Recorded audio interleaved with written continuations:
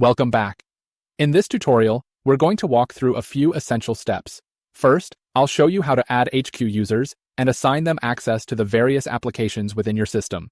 Next, we'll set up Compass users to grant them access to the production floor instructions. Lastly, we'll review the global settings to help you finalize your system's configuration. Let's dive in. Inside the user section of HQ admin, you will see HQ users and operators. Both have a green plus sign next to them. Clicking it will create a new user. HQ users will have access to both HQ and Compass. Operators will only have access to Compass. Enter the user details, and remember that the Compass access key is usually the employee's badge number. Click on each of the applications you want the user to have access to. Those who have access to live production can adjust the production schedule, so you may want to limit their access to read-only.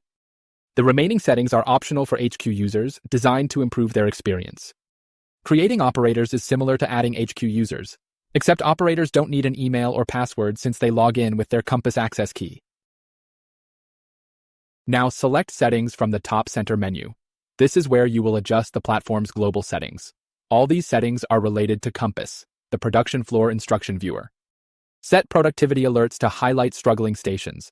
If your operations run from 2 a.m. to 2 a.m., adjust the production day offset to align with your actual schedule. Set your time zone and create scheduled breaks. These breaks can be customized for each work area and adjusted for different days of the week. The lower settings are more advanced, so we recommend consulting a Scout Systems representative before making changes. These features are ideal for factories with mobile production computers, those needing enhanced process control, or operations that heavily leverage our data analytics tools. Unlike many other platforms, Scout Systems is completely free for users.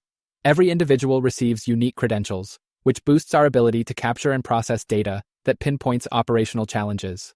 When adding users, be sure not to duplicate an operator as an HQ user. If someone needs access to both, simply create them an HQ user account.